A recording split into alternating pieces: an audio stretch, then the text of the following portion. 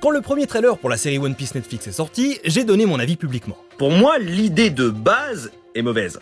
C'est même pas l'exécution de la chose. Le principe même de faire une série live action One Piece, ça ne marche pas. Et vous savez quoi? J'espère très sincèrement, du plus profond de mon cœur, avoir tort. S'il s'avère que la série est bien, par miracle, je serai le premier à manger mon chapeau et à la défendre corps et âme. J'ai donc une annonce à vous faire, à partir d'aujourd'hui, je serai le premier défenseur de cette adaptation. Ok, donc à la surprise générale, et surtout la mienne, la série Netflix One Piece est bien en fait. Genre évidemment elle a des défauts comme tout littéralement, mais j'ai passé un super moment devant alors que j'étais persuadé que ça ne pouvait pas marcher. Sauf que si, ça marche, n'en déplaise aux puristes, et je sais qu'ils existent et qu'ils vénèrent l'œuvre originale comme une vache sacrée, ce qui va complètement à l'encontre du message de l'œuvre qu'ils disent adorer, mais bon. J'en ai rien à secouer, je suis anarchiste et je voudrais foutre en l'air toute la société capitaliste. Sérieusement les gars, après tant d'années à souffrir des live-action adaptés de manga, on a enfin quelque chose de digne de l'œuvre originale. Prends ça dans ta gueule, Dragon Ball Evolution, et Death Note, et les Chevaliers du Zodiaque, et Full Metal Alchemist, et... Ouais non, clairement la compétition n'est pas fameuse. Bref, dans cette vidéo, j'aimerais faire une analyse de ce qui marche, ce qui ne marche pas, et pourquoi au final je considère que One Piece a réussi là où tous les autres ont échoué. Et ne t'inquiète pas, petit rageux bandeur de Japon, je te vois venir, on va commencer par les défauts. Ensuite, tu pourras laisser ton commentaire sans avoir regardé la vidéo en entier. C'est pas ma première vidéo sur One Piece. Ah, et spoiler pour une intrigue qui a été littéralement publiée avant les années 2000.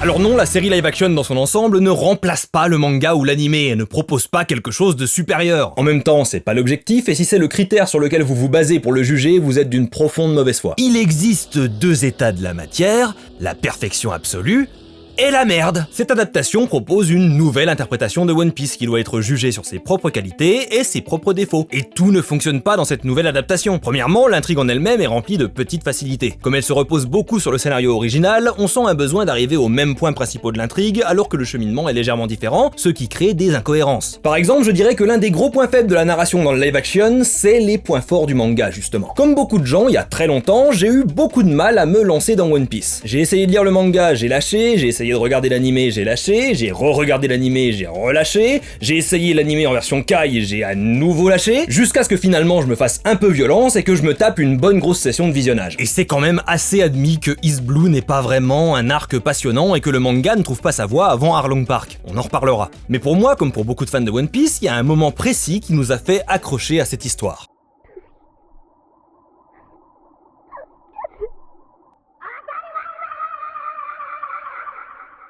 C'est là que pour moi One Piece est devenu One Piece. D'une histoire un peu banale bien que située dans un univers original, où des héros archétypaux se baladent un peu au hasard de péripétie en péripétie, c'est devenu l'histoire d'un équipage lié par des sentiments d'amitié forts et une solidarité à toute épreuve. Quand Nami demande à Luffy de l'aider, c'est l'élément fondateur sur lequel se base toute la dynamique de l'histoire. Et dans la série live action, c'est moins bien.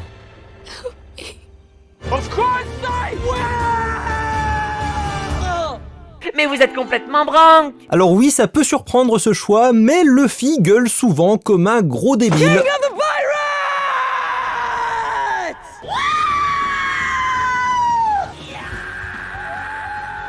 Il y en a que ça peut déranger, moi je trouve ça un peu charmant. Premier degré, ça le rend attachant. Mais pour en revenir au moment où Nami demande l'aide de Luffy, y a pas à négocier sur ce point, la montée dramatique, le rythme, les dialogues, la mise en scène, sans pour autant être mauvais, ils n'arrivent pas à la hauteur et à la justesse émotionnelle de cet instant dans le manga et l'animé. Et en règle générale, beaucoup des grands moments du manga sont adaptés dans la série en moins bien. Pas en mauvais, on sent une volonté de mettre les moyens pour donner vie à ces instants, mais ils ne sont effectivement pas à la hauteur. Peut-être simplement parce qu'un visage humain est moins expressif qu'un dessin et que certaines poses fonctionnent en animation et moins devant une caméra. En gros, à chaque fois que la série cherche à recréer presque à l'identique une scène de l'animé, de par le simple fait qu'on a des personnages de chair et de sang, ça ne peut jamais être aussi bien. C'est ce même problème qui fait que certains décors laissent à désirer, que le design des hommes poissons, même si j'admire l'effort d'avoir misé sur du maquillage plutôt que des personnages numériques sans vie, sont plutôt moches, que les combats n'atteignent pas le niveau épique de l'œuvre originale. Bref, une grande majorité des défauts viennent du fait qu'on essaye d'adapter des éléments créés pour un manga dans la réalité. Je parlerai pas des effets spéciaux parce que 95% sont très réussis et c'est un peu bâtard de juger l'ensemble sur les 5% qui ne fonctionnent pas. Surtout vu le nombre de plans truqués dans chaque épisode. Mais est-ce que tout ce qui est tiré du manga est raté? Non, franchement, je suis étonné du nombre de trucs qui ne devraient pas fonctionner, mais qui marchent. Je veux dire, il y a un mec qui se bat avec une épée dans sa bouche, un autre avec les mains dans ses poches, et il y a ce type qui réajuste ses petites lunettes avec la paume de sa main. Les téléphones sont des escargots. Et ils auraient pu choisir de ne pas inclure tout ça, mais ils l'ont fait, et surtout, ils l'ont assumé. Oui, il y a des défauts, mais il y a surtout des qualités. Ok, premièrement, cette série est kitsch, dans le meilleur sens du terme. Elle n'a pas peur du ridicule. Vous savez ce qui m'avait vraiment repoussé dans le premier trailer ? Ce dialogue. All great fighters call out their finishing moves. No, they don't. Parce que je m'attendais à une marvelisation totale de l'univers, qu'à chaque truc un peu bizarre, les persos fassent des remarques du style « Wouah, c'est bizarre ça, c'est oulala ». Et j'ai remarqué que c'était bizarre. Hein. Moi je suis cool. Aimez-moi. S'il vous plaît, je suis pas ridicule comme le manga tout pourri qu'on adapte. Et là où la série m'a complètement conquis, c'est qu'au contraire, quand quelque chose est ridicule, et il y a des tas de choses de ridicule, on parle de One Piece, vous savez à quel point c'est un univers fantastique et absurde, et ben la série l'assume sans aucune honte. Ce mec a des moustaches de souris et des petites oreilles en peluche, personne ne le souligne une seule fois. Le truc de crier le nom des attaques, c'est pas Luffy qui est bizarre pour le faire, c'est Zoro qui est bizarre de pas le faire. Gunshot! Special attack! Exploding star! Gab gab! Chop chop! Cannon!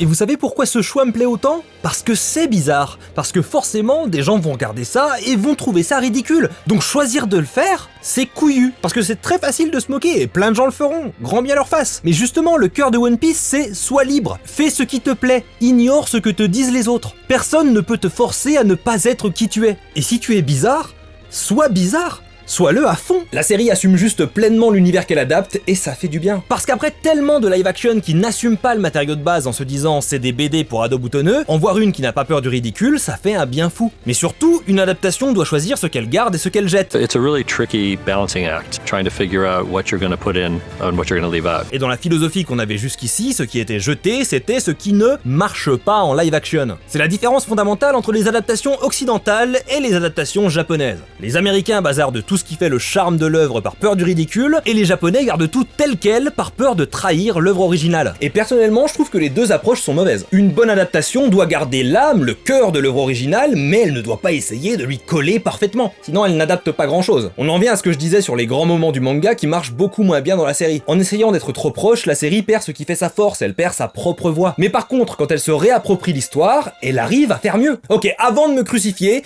on peut être d'accord sur le fait qu'il y a des trucs nuls dans One Piece, et surtout au début. Désolé, mais l'arc East Blue, il est franchement moyen. Il est très long, il traîne, il y a énormément de détours et de superflus qui détournent de l'attrait principal de la série, et c'est pas pour rien que beaucoup de gens n'accrochent pas à One Piece, parce que ça commence par un arc pas ouf. C'est rattrapé par les quelques grands moments dont j'ai parlé, et notamment les flashbacks qui ajoutent une profondeur au personnage et à l'univers avec plus de mélodrame, au milieu du fun et de l'aventure légère. Et pour moi, One Piece est à son meilleur quand il nous balance des trucs tristes à la gueule pour nous donner envie de voir Luffy et ses amis tabasser les méchants. Je vais te présenter deux de mes amis.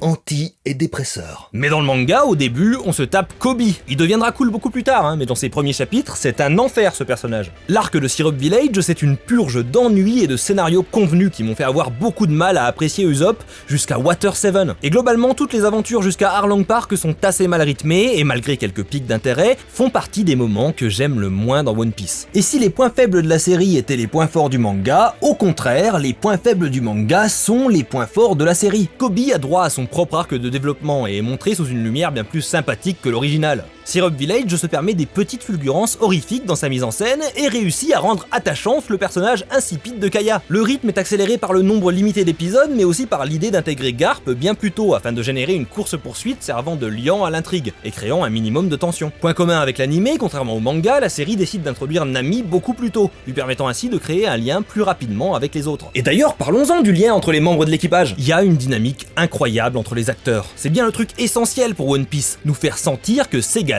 sont des amis.